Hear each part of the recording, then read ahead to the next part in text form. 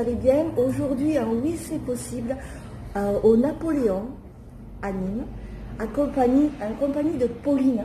Alors, Pauline, bonjour. Bonjour Céline. Ça va? Oui, ça va, je suis prête. Alors, je vais présenter Pauline, mais elle va se présenter, elle va vous expliquer son Oui, c'est possible.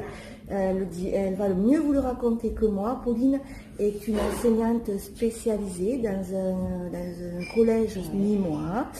Elle est maman de 3 enfants, mariée, et elle s'est lancée dans son Oui, c'est possible. Alors, Pauline, c'est quoi ton Oui, c'est possible? Alors, mon oui, c'est possible, c'est de mener de front justement cette vie professionnelle, cette vie familiale qui est assez dense parce que j'ai 3 enfants, on est en famille recomposée, donc il y a 3 autres enfants du côté de mon compagnon. Et puis le fait de mener une vie, d'essayer de mener une vie un peu littéraire où j'ai commencé à écrire et du coup à partager cette écriture de différentes manières. D'accord. Alors, quel a été ton déclic pour te dire je vais écrire le premier tome des Tribulations de Camélope aux éditions nombre 7. Alors, raconte-nous comment ce déclic, tu t'es dit, tu as pris un papier, un crayon et tu t'es mis à écrire. Qu'est-ce qui s'est passé? Alors, non, ça remonte à il y a très longtemps en fait. Déjà quand j'étais jeune, petite, j'écrivais beaucoup de carnets de voyage, carnets de bord, carnets de voyage.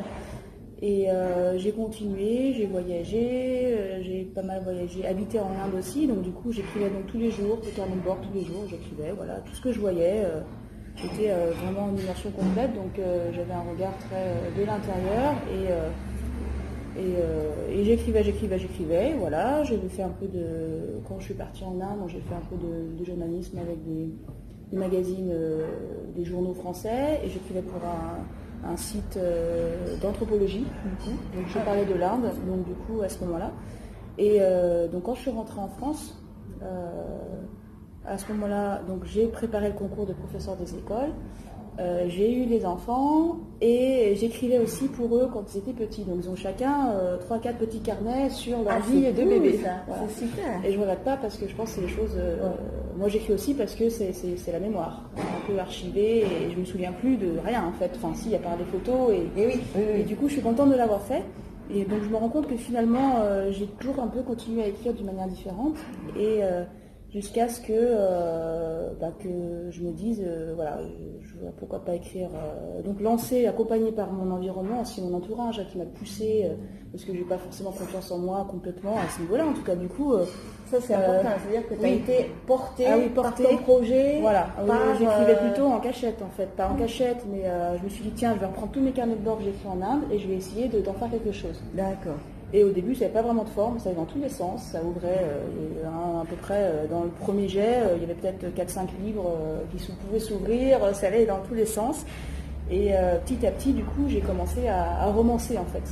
Le matériau que j'avais ramené là, donc j'ai commencé à romancer et à le mixer avec ce que je vivais au quotidien. D'accord, donc ça a été ce que tu as vécu en Inde dans tes voyages, et tu as remis quelque chose au bout du jour avec ce que tu j'ai romancé, du coup il y avait une partie qui se passe en Inde et une partie qui se passe en France dans la banlieue parisienne avec une forte histoire de voisinage.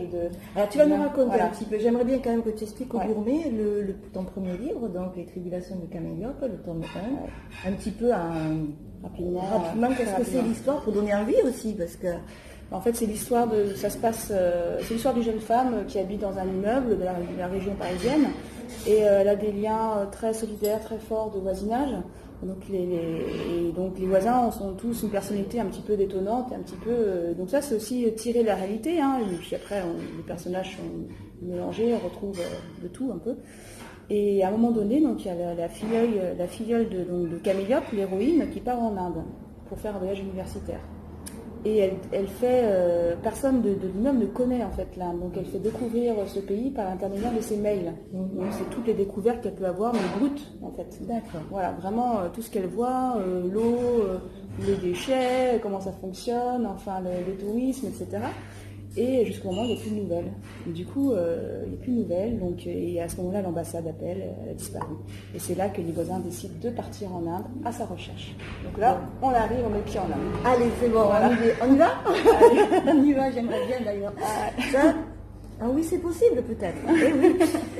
Et donc, tu m'as quand même dit que tu avais été soutenue par ton entourage, donc ça c'est bien, ça t'a porté. Oui, parce qu'ils ont toujours cru en moi en fait. Voilà, donc ça c'est important. Ma capacité d'écrire des histoires et de savoir les écrire.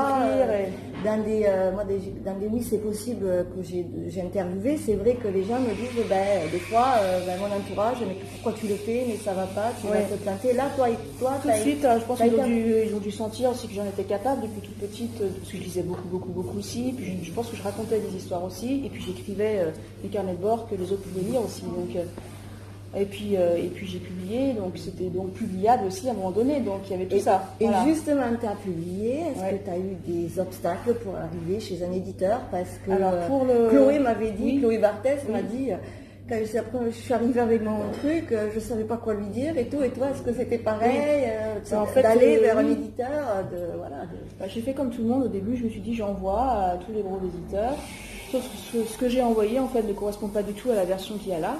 Elle a été finalement le parcours des éditeurs m'a permis de retravailler, de le remontrer, de le refaire lire, de l'alléger, de l'élaguer, etc. Et du coup, au final, le roman, au lieu d'en faire un, en fait deux. Du coup, il y a le deuxième tome qui est là, voilà. Et alors, du coup, le 2, celui-là, le 1, c'est moi. Voilà. Et le troisième est donc en cours de relecture. Un cours de relecture. Voilà, donc, puisque on les présente, on peut les commander, ils sont commandables. Alors, ils sont commandables chez Nombre 7 sur le site, on mettra les liens. On mettra les gommets, on mettra tout, on mettra tous les liens sur le site. Et puis... Après, dans toutes les librairies, il faut juste les commander, donc c'est vraiment, il n'y a pas de stock. C'est l'idée de pas de livres au pilon, pas de gaspillage. Donc, dans certaines librairies de ligne, ils y sont, ils sont à Cultura, ils sont chez Tessie, etc. Mais sinon, dans n'importe quel libraire, on y va, on commande et on le reçoit en quelques jours. Voilà. Alors, je viens donc toi, tu n'as pas eu de grands obstacles par rapport à tes proches. Et au niveau des éditeurs, alors au niveau des éditeurs, donc, j'ai eu des réponses des grands à ce moment-là négatives. Mais au moment où j'arrivais, j'étais encore à Paris.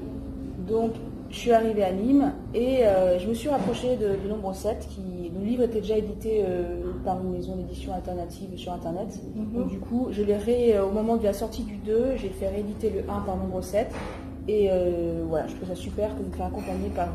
du coup, là, j'ai des interlocuteurs véritables devant moi, avec qui on est sur notre téléphone, ils savent de qui on est, ils ont lu nos livres. Et t'as eu peur quand t'es allé faire tout ça là? Je suppose que ça doit pas être super facile. Ouais, au début, c'est par la poste, donc il n'y a pas tellement de risques. C'est quand on doit se déplacer que là... Et du coup, non, ça se fait naturellement. C'était ton chemin. Voilà, donc il n'y avait pas de forcing, ça se faisait au moment où il fallait que ça se fasse. D'où, les synchronicités de la vie, et que c'était le moment pour Pauline de se lancer. Et alors, du coup, on va parler de toute ton actualité aussi, parce qu'elle a une actualité de fou. Mais qu'est-ce qui a changé depuis ça? Ça a changé, c'est vrai que c'est l'aboutissement quand même. Enfin, le début d'un aboutissement. Voilà, d'arriver à écrire, de l'écrire, de le dire, d'en parler autour et d'arriver à l'objet livre. Et maintenant, la nouvelle aventure, c'est quand même d'en parler, de partager, et c'est encore autre chose. Et donc, voilà, tu me tends une belle perche. Donc, Pauline, elle va nous expliquer, c'est encore son autre oui c'est possible, parce qu'un oui c'est possible très souvent entraîne un autre. Donc Pauline va nous parler des rencontres, des meet-up, de Nîmes. Voilà, Le prochain c'est quand, Pauline? Alors le prochain aura lieu le 21 mai, mardi, 20h, ici au Napoléon. Au Napoléon. Alors nous on y est allés, et on reviendra. Pourtant, on a découvert l'univers, et je vous invite vraiment à aller les découvrir, ces jeunes auteurs. Alors, explique-nous un petit peu ce que sont les meet-up et comment tu y œuvres dedans. Donc l'idée est partie de 3 auteurs, donc il y avait Anne Combe, Joss Sunak et moi-même. Donc l'idée était de mettre un coup de projecteur sur les auteurs locaux, gardois, provinciaux, régionaux, n'importe en fait, tous ceux qui souhaiteraient, pourquoi pas, et avec qui on est en accord, pourquoi pas venir présenter leur livre, leur dernier livre. Pardon. Et du coup, l'idée, c'est d'avoir un moment convivial d'échange. Et aussi, donc, la lecture est faite par des comédiens. Donc ça, c'est une manière vraiment inédite de porter le livre de l'auteur, donc par Sarah Cheyenne, la comédienne, entre autres. Il y a aussi également, et c'est accompagné au piano par Tristan Banner, donc il y a tout un univers qui se met en place petit à petit autour de la lecture de certains extraits. Et du coup, ça lance un peu le débat. L'idée, c'est vraiment que l'auteur puisse s'exprimer et parler peut-être de comment il écrit son processus. Et ce que je peux vous dire, pour l'avoir vécu, on l'a vécu avec Anthony, c'est qu'on est rentré dans le Napoléon, dans un univers feutré, et on voit des gens passionnés, avec qui se lancent aussi dans l'écriture, comme toi, et c'était pas forcément, c'est pas des auteurs célèbres, c'est pas des, et c'est des gens qui ont envie de partager, et c'est vrai que ça a été, franchement, moi j'ai vécu un merveilleux moment autour d'un petit rosé, en plus, c'est pas négligeable. Donc, c'est au Napoléon. C'est le soir à partir de 20h. Donc le prochain, on le reprécise. Donc le mardi 21 mai à 20h au Napoléon. Au Napoléon, nous y serons, et mes gourmets, je vous invite vraiment, même si vous n'êtes pas une férue de lecture, pour vraiment regarder ces gens dans leur oui c'est possible, puisque c'est vraiment le thème, et j'y suis très attachée de cette série. Et on voit en fait des gens comme nous, comme vous et moi, qui essayent de faire partager, d'inspirer le monde dans une globalité, et c'est ce qui est important. Donc voilà. Après, elle a encore des oui c'est possible. Je vais vous en sortir un du chapeau. Il est là. Alors, je sais pas, c'est à l'envers. Je suis désolée. Elle va nous expliquer ce que sont Amine ta plume. Voilà. Dans quoi tu t'es lancé encore? Alors du coup, c'est dans la même continuité, hein. C'est l'idée de parler d'écriture et de proposer à des gens qui écrivent déjà ou qui n'osent pas franchir le pas d'écriture, mais qui ont très envie et qui n'osent pas, donc un concours d'écriture. Voilà, qui est lancé par les Verts de Nîmes, en fait, l'écologie ELV de Nîmes.